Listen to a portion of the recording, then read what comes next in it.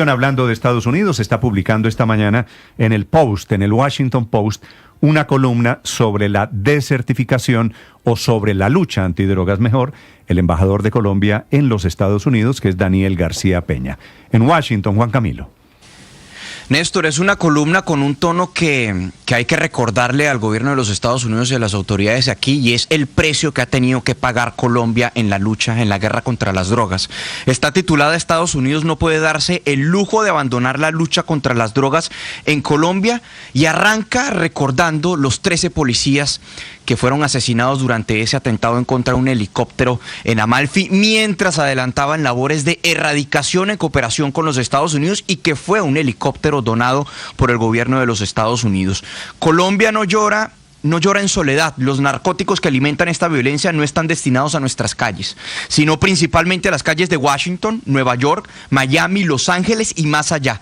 La lucha contra el crimen transnacional es una lucha compartida que afecta vidas en todo el hemisferio occidental. Destaca unos logros a nivel operacional, como por ejemplo 500 toneladas de cocaína incautadas en la primera mitad de este año, 2.486 laboratorios destruidos, 183 criminales capturados y 177 enviados en extradición para los Estados Unidos y otras cortes internacionales, y activos por más de 125 millones de dólares.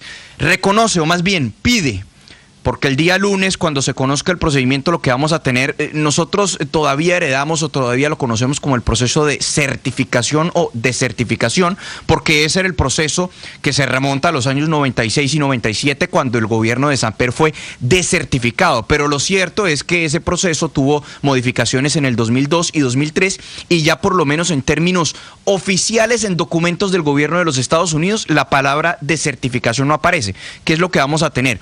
Una lista de los mayores países productores y de tránsito de drogas ilícitas. En esa lista va a aparecer Colombia, porque siempre aparece Colombia, y se desprende de esa lista una categoría o una clasificación que es aquellos países que hayan fallado demostrablemente en cumplir con sus compromisos en la lucha antinarcóticos.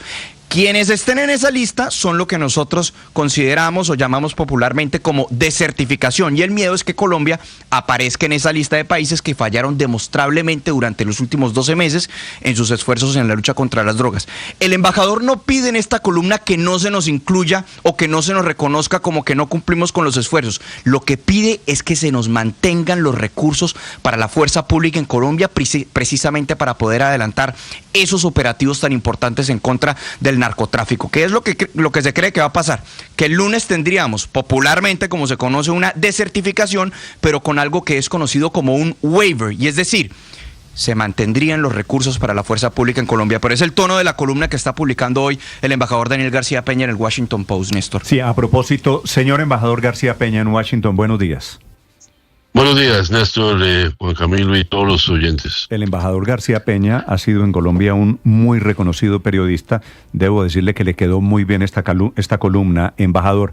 Por la información que usted tiene, ¿Colombia va a ser desertificado?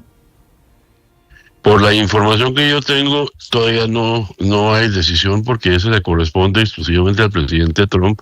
Obviamente, las diferentes agencias que tienen que ver con la decisión ya han hecho han presentado sus insumos, recomendaciones, etcétera, pero la decisión le corresponde al presidente Trump, y todavía pues no hay. Pero yo creo que ahí quiero agradecer a Juan Camilo por ese excelente reseña que hizo de la columna. Yo creo que ahí efectivamente la frase clave que establece la ley es si es demostrable, ¿no? Que si es demostrable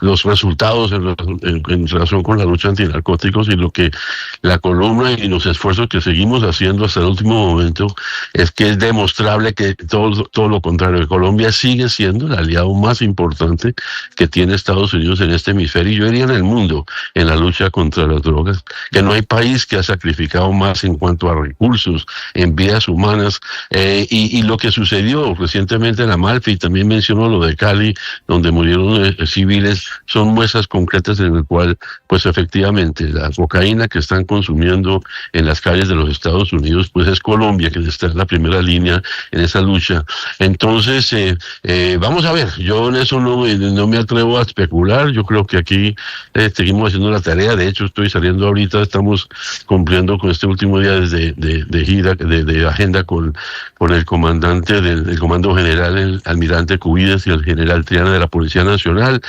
Seguirá esta columna que del Washington Post. Se hace parte de mandarle el mensaje por cuanto voz podamos llevarla a que Colombia, por un lado, merece la certificación, pero segundo, que de todas maneras, y que seguiremos luchando contra el narcotráfico por interés nacional, porque ha sido el flagelo que nos ha afectado a nosotros, pero que efectivamente lo podemos hacer mucho mejor juntos que si lo hacemos de otra manera. Sí, embajador, ¿qué cifra tiene Estados Unidos? Yo me imagino que se la han compartido a usted.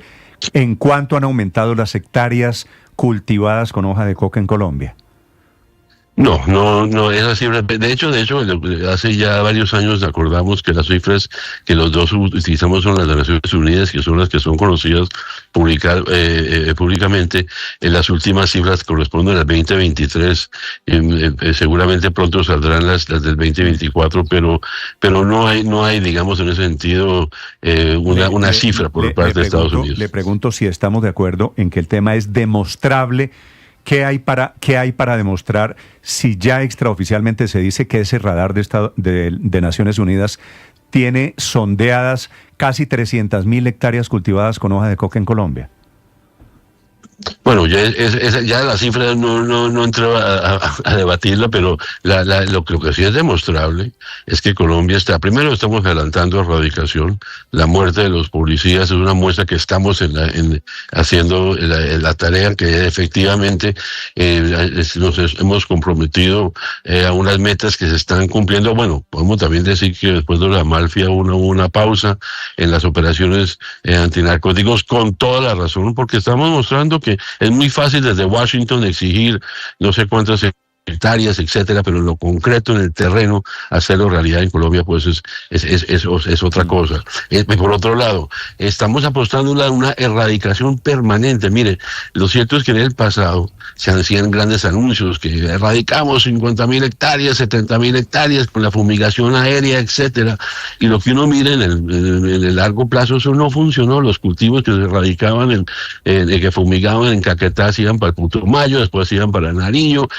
Eso no solamente no funcionó, sino que tuvo unos daños ambientales, sociales, que llevó a la Corte a prohibir la fumigación, y lo más importante es que puso a las comunidades cocaleras en contra del Estado. Hoy estamos apostándole a una erradicación permanente de tránsito de economías ilícitas a economías lícitas, con las comunidades campesinas, con titulación de tierra para que el campesino piense dos veces en sembrar coca en su propiedad. Todo eso lo estamos haciendo, pero por supuesto, Néstor, esto toma más tiempo, eso no es de un día para otro, pero creemos que es mucho mejor apostarle a una erradicación permanente, sostenible, que simplemente hacer grandes anuncios como se hacían en el pasado sin tener efecto alguno sobre el mercado de la coca. Ahora, embajador, el otro lado que puede utilizar el gobierno de los Estados Unidos es el tema de las extradiciones.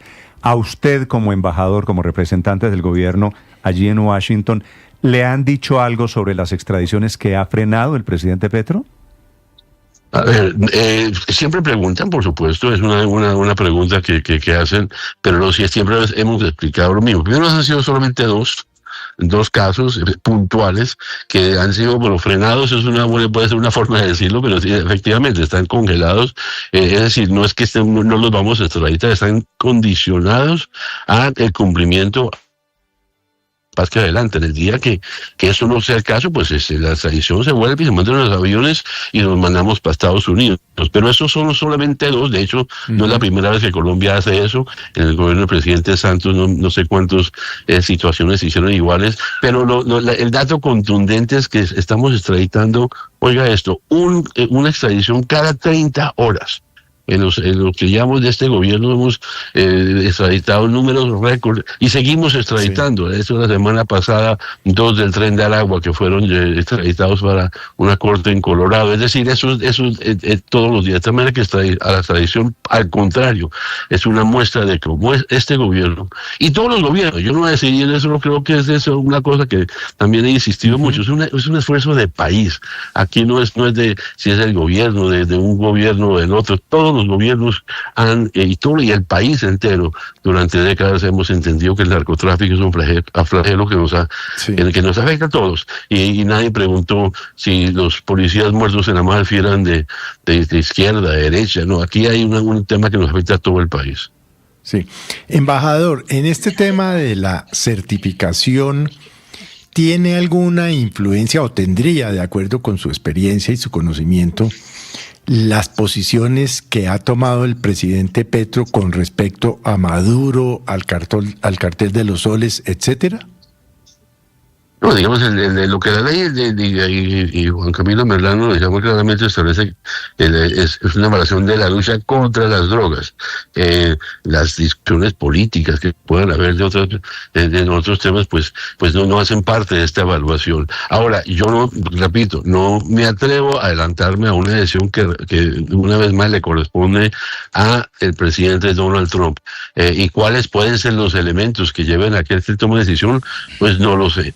Pero efectivamente lo que estamos aquí mostrando es que en el tema que establece la ley de la lucha contra las drogas, Colombia merece ser certificado. Sí, embajador, quien toma esta decisión, quien le pone la firma a este documento es el presidente Trump a través de un memorando. Aquí el factor político es fundamental.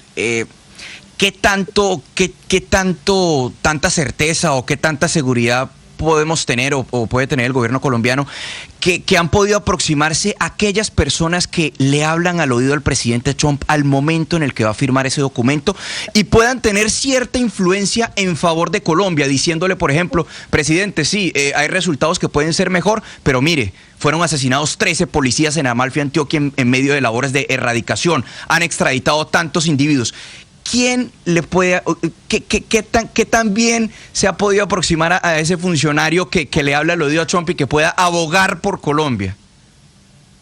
Hemos dado que con mucha gente en la administración que le habla al presidente. Por ejemplo, una de las reuniones más reconfortantes y realmente fue muy positiva ha sido con el director de la DEA, ¿no es cierto?, con Terence Cole, que desde entonces vivió en Colombia, sus hijos estudiaron en el mismo colegio donde estudió mi hija, es decir, un hombre que conoce a Colombia y que está prácticamente pues muy cercano al presidente Trump. De hecho, hace poco lo llamó para que él se encargara del asunto de la Guardia Nacional aquí en el Distrito de Columbia. Es solo un ejemplo de personas que sabemos que son muy cercanos al presidente Trump, con el cual hemos hablado, pero y así con otros de la administración, pero también por fuera de la administración.